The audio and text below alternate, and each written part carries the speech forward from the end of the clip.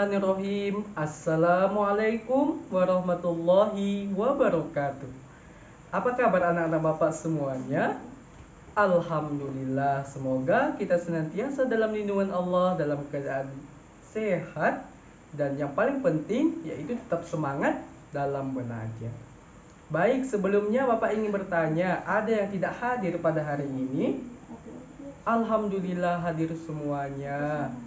Baiklah anak-anak Bapak semuanya, sebelum kita memulai pembelajaran kita pada hari ini, mari kita bersama-sama bernyanyi terlebih dahulu. Jadi di sini Bapak mempunyai sebuah lagu, yaitu judulnya tentang Lihat Kebunku. Mari kita bernyanyi bersama-sama. 1, 2, 3. Lihat kebunku penuh dengan bunga, ada yang putih dan ada yang merah.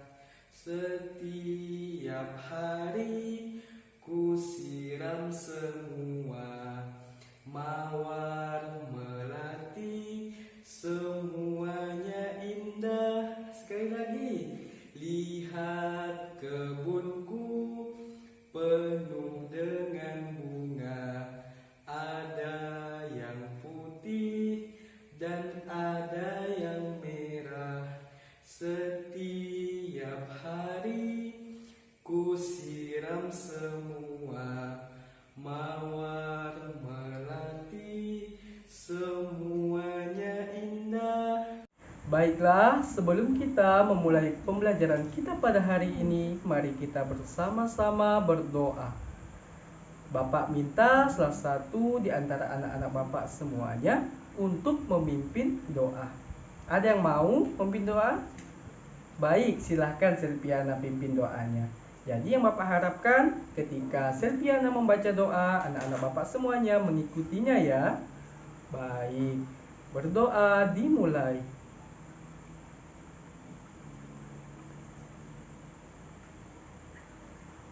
Alhamdulillahirrahmanirrahim. Baiklah, untuk selanjutnya, untuk memulai pembelajaran kita pada hari ini, mari kita bersama-sama melafazkan basmalah. Bismillahirrahmanirrahim. Baiklah, Bapak di sini terlebih dahulu menyampaikan tujuan pembelajaran kita pada hari ini. Adapun tujuan pembelajaran kita pada hari ini, yang pertama yaitu dengan mendengarkan penjelasan guru tentang arti lambang negara yaitu Garuda Pancasila, peserta didik dapat mengidentifikasi arti lambang negara yaitu Garuda Pancasila.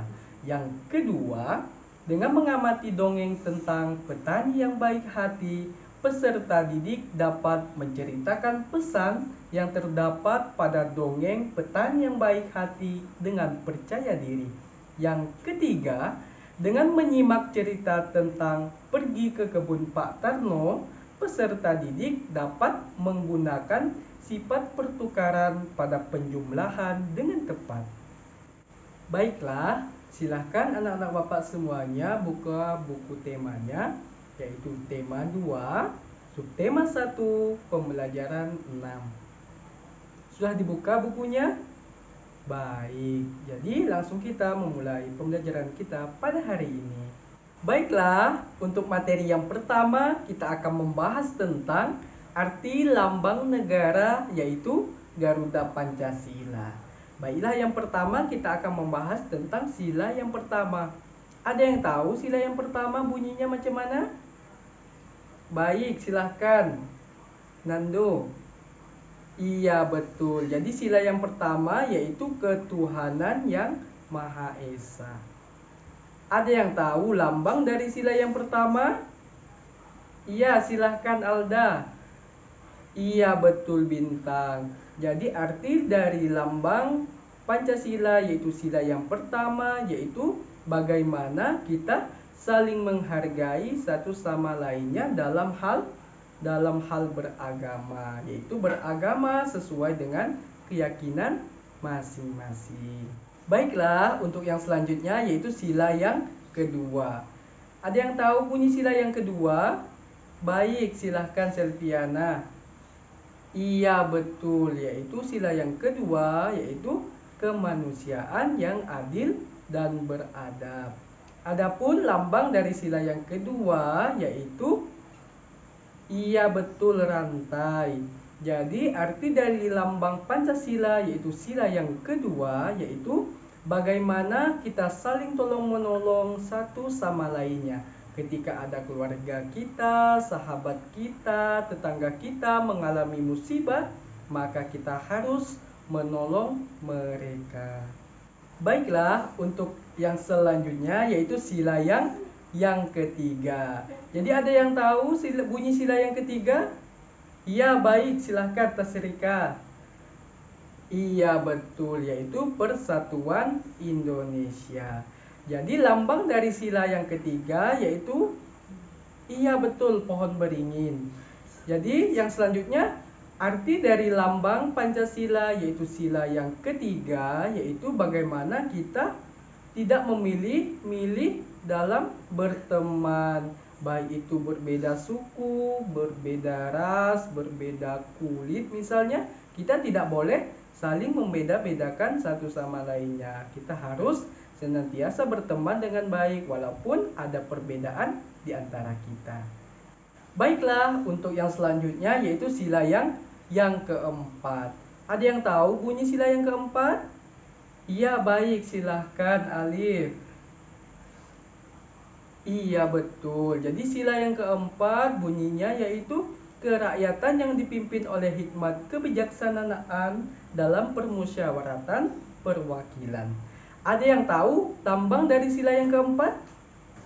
Iya betul, yaitu lambang dari sila yang keempat yaitu kepala banteng.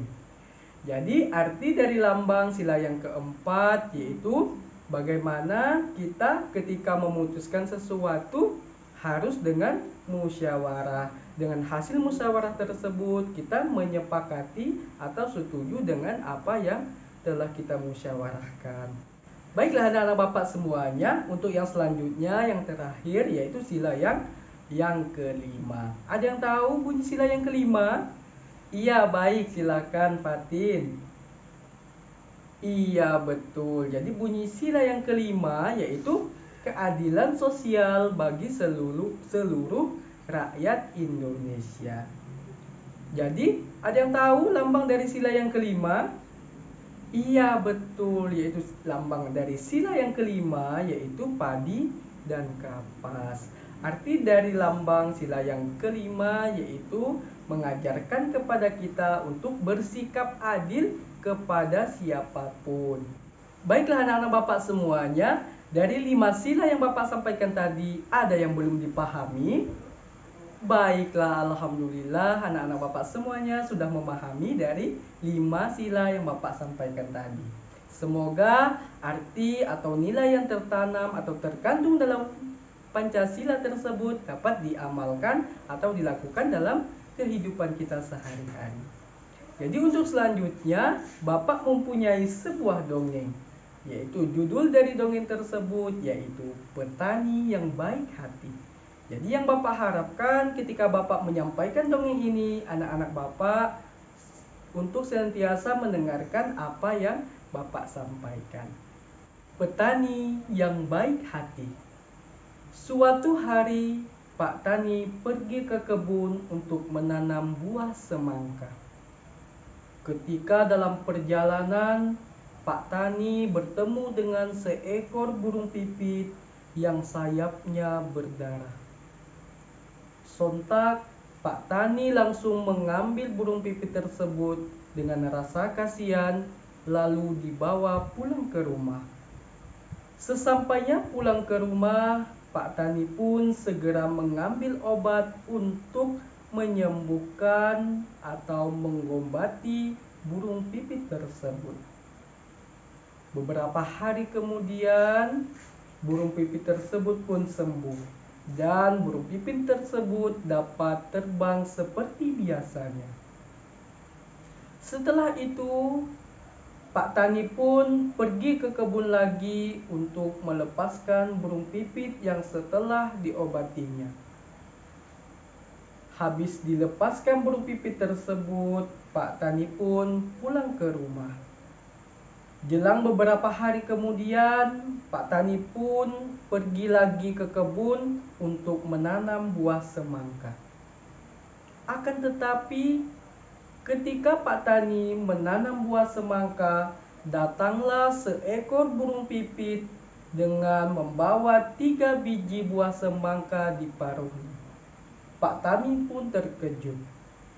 Dan Pak Tani pun langsung mengambil 3 biji buah semangka yang dibawa oleh burung pipit tersebut. Tak diduga sama sekali, ternyata burung pipit yang menghampiri Pak Tani itu merupakan burung yang pernah ditolong oleh Pak Tani. Setelah itu, Pak Tani pun menanam 3 biji tersebut di kebunnya. Jelang beberapa bulan kemudian, Pak Tani pun pergi ke kebun untuk melihat kebunnya. Pak Tani pun terkejut melihat buah semangka yang sangat besar di ladang di kebunnya. Ketika itu, ada 3 buah semangka, yaitu dari biji yang dibawa oleh burung pipit tersebut. Lalu Pak Tani pun mengambil 3 buah semangka tersebut dan pergi ke rumah. Ketika sampainya di rumah, Pak Tani pun langsung membelah 3 buah semangka tersebut. Alangkah terkejutnya Pak Tani. Ternyata di dalam 3 buah semangka tersebut terdapat harta yang sangat melimpah di luar dugaan Pak Tani. Harta tersebut terdiri dari emas, berlian, dan juga perak. Setelah melihat harta tersebut, Pak Tani pun langsung bahagia. Dan setelah itu, dengan harta kekayaan yang sangat melimpah yang diterima oleh Pak Tani tidak lupa, yaitu untuk senantiasa bersedekah kepada orang-orang yang membutuhkan. Petani yang baik hati. Suatu hari, Pak Tani pergi ke kebun untuk menanam buah semangka. Ketika dalam perjalanan, Pak Tani bertemu dengan seekor burung pipit yang sayapnya berdarah. Sontak, Pak Tani langsung mengambil burung pipit tersebut dengan rasa kasihan, lalu dibawa pulang ke rumah. Sesampainya pulang ke rumah, Pak Tani pun segera mengambil obat untuk menyembuhkan atau mengobati burung pipit tersebut. Beberapa hari kemudian, burung pipit tersebut pun sembuh dan burung pipit tersebut dapat terbang seperti biasanya. Setelah itu, Pak Tani pun pergi ke kebun lagi untuk melepaskan burung pipit yang setelah diobatinya. Habis dilepaskan burung pipit tersebut, Pak Tani pun pulang ke rumah. Jelang beberapa hari kemudian, Pak Tani pun pergi lagi ke kebun untuk menanam buah semangka. Akan tetapi, ketika Pak Tani menanam buah semangka, datanglah seekor burung pipit dengan membawa 3 biji buah semangka di paruhnya. Pak Tani pun terkejut. Dan Pak Tani pun langsung mengambil 3 biji buah semangka yang dibawa oleh burung pipit tersebut. Tak diduga sama sekali, ternyata burung pipit yang menghampiri Pak Tani itu merupakan burung yang pernah ditolong oleh Pak Tani. Setelah itu, Pak Tani pun menanam 3 biji tersebut di kebunnya. Jelang beberapa bulan kemudian, Pak Tani pun pergi ke kebun untuk melihat kebunnya. Pak Tani pun terkejut melihat buah semangka yang sangat besar di ladang di kebunnya. Ketika itu ada 3 buah semangka, yaitu dari biji yang dibawa oleh burung pipit tersebut. Lalu Pak Tani pun mengambil 3 buah semangka tersebut dan pergi ke rumah. Ketika sampainya di rumah, Pak Tani pun langsung membelah 3 buah semangka tersebut. Alangkah terkejutnya Pak Tani. Ternyata di dalam 3 buah semangka tersebut terdapat harta yang sangat melimpah di luar dugaan Pak Tani. Harta tersebut terdiri dari emas, berlian, dan juga perak. Setelah melihat harta tersebut, Pak Tani pun langsung bahagia. Dan setelah itu, dengan harta kekayaan yang sangat melimpah yang diterima oleh Pak Tani tidak lupa, yaitu untuk senantiasa bersedekah kepada orang-orang yang membutuhkan. Baiklah anak-anak Bapak semuanya, itulah dongeng yaitu petani yang baik hati. Jadi di sini Bapak ingin meminta salah satu dari anak Bapak untuk menceritakan pesan yang terdapat dalam dongeng yang Bapak sampaikan tadi, yaitu dengan judul Petani yang Baik Hati. Ada yang mau untuk menceritakan pesan yang terkandung dalam dongeng tersebut? Iya, baik, silakan Selviana sampaikan. Iya, betul. Jadi pesan yang terdapat dalam dongeng tersebut yaitu yang pertama, kita harus saling tolong-menolong kepada orang yang membutuhkan bantuan kita. Yang kedua yaitu kita senantiasa berbagi kepada orang lain ketika mempunyai misalnya harta. Jadi di sini Bapak ingin bertanya lagi kepada anak Bapak semuanya.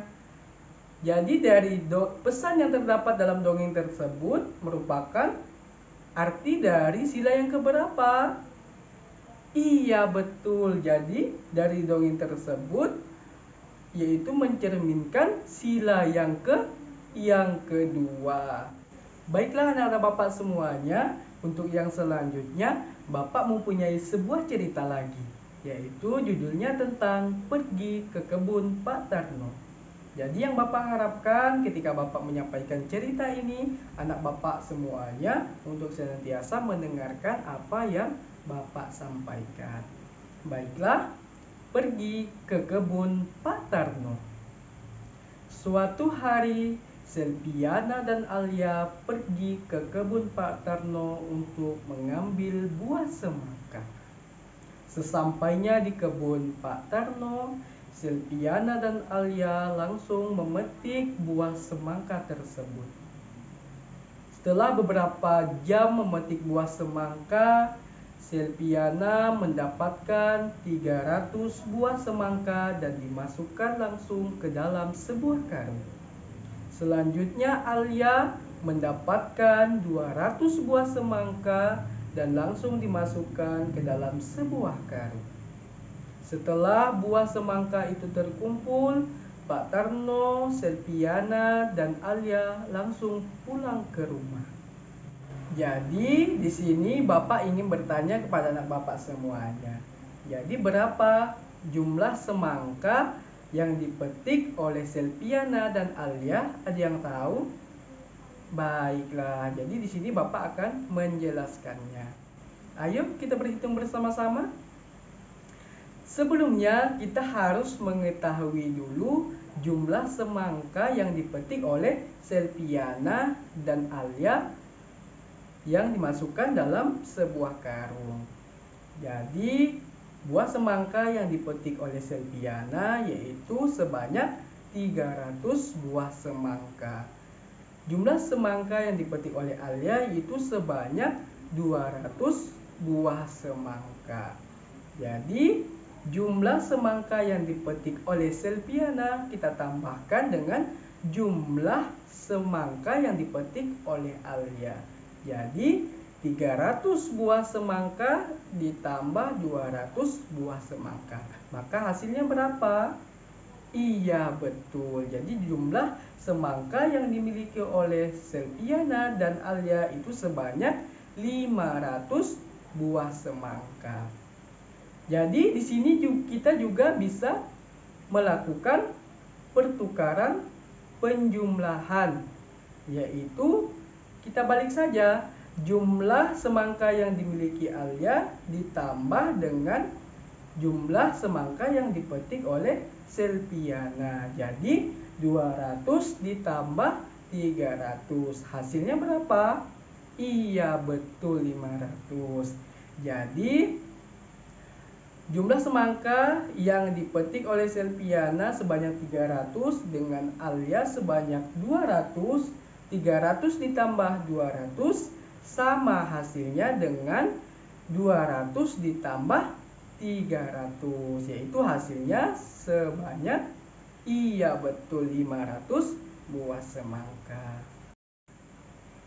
Baiklah anak-anak Bapak semuanya, jadi dari materi yang Bapak sampaikan dalam pembelajaran kita pada hari ini, ada yang masih belum dimengerti atau yang masih belum dipahami? Alhamdulillah semuanya sudah paham. Jadi untuk selanjutnya, sebelum kita menutup pelajaran kita pada hari ini, Bapak akan menyimpulkan materi yang telah Bapak sampaikan. Yaitu yang kita ketahui bahwa lambang negara Indonesia yaitu Garuda Pancasila. Di dalam Pancasila terdapat 5 sila, yaitu yang pertama yaitu tentang ketuhanan yang Maha Esa, yang dilambangkan dengan lambang bintang, yaitu mengajarkan kita untuk senantiasa saling toleransi dalam beragama. Yang kedua yaitu tentang kemanusiaan yang adil dan beradab, yang dilambangkan dengan rantai. Di sini kita diajarkan untuk senantiasa saling tolong-menolong satu sama lainnya. Yang ketiga yaitu Persatuan Indonesia, yang dilambangkan dengan pohon beringin, yaitu di mana kita di sini saling bersatu satu sama lainnya tanpa membeda-bedakan di antara kita, baik itu mulai dari suku, ras, agama, dan lain sebagainya. Yang keempat yaitu kerakyatan yang dipimpin oleh hikmat kebijaksanaan dalam permusyawaratan perwakilan. Sila yang keempat dilambangkan dengan lambang, iya betul, kepala banteng. Jadi di sini kita diajarkan untuk senantiasa bermusyawarah untuk menyepakati sesuatu. Setelah kita sepakati, mari kita bersama-sama menerima dari kesepakatan yang telah kita lakukan. Yang kelima yaitu bunyi silanya yaitu keadilan sosial bagi seluruh rakyat Indonesia. Jadi ini sila yang kelima ini dilambangkan dengan lambang padi dan kapas. Di dalam sila yang kelima kita diajarkan untuk senantiasa bersikap adil kepada siapapun. Baiklah, cukup sekian pembelajaran kita pada hari ini. Semoga apa yang Bapak sampaikan bisa dipahami dengan mudah. Jadi untuk menutup pembelajaran kita pada hari ini, mari kita bersama-sama melafazkan hamdalah. Alhamdulillahirabbil alamin. Untuk selanjutnya, harapan Bapak ketika pulang ke rumah, anak-anak Bapak semuanya jangan lupa untuk senantiasa mengulang kembali materi pembelajaran kita pada hari ini, sehingga pembelajaran pada hari ini selalu diingat oleh anak-anak Bapak semuanya. Baiklah, untuk tugasnya silahkan anak-anak Bapak kerjakan soal harian di halaman 54. Jadi minggu depan nanti kita koreksi bersama-sama. Jadi untuk selanjutnya Bapak minta salah satu dari anak-anak Bapak untuk memimpin doa sebelum pulang. Iya, baik, silahkan Alif pimpin doanya. Jadi ketika Alif memimpin doa, maka anak-anak Bapak semuanya mengikuti apa yang diucapkan Alif ya. Baik, berdoa dimulai.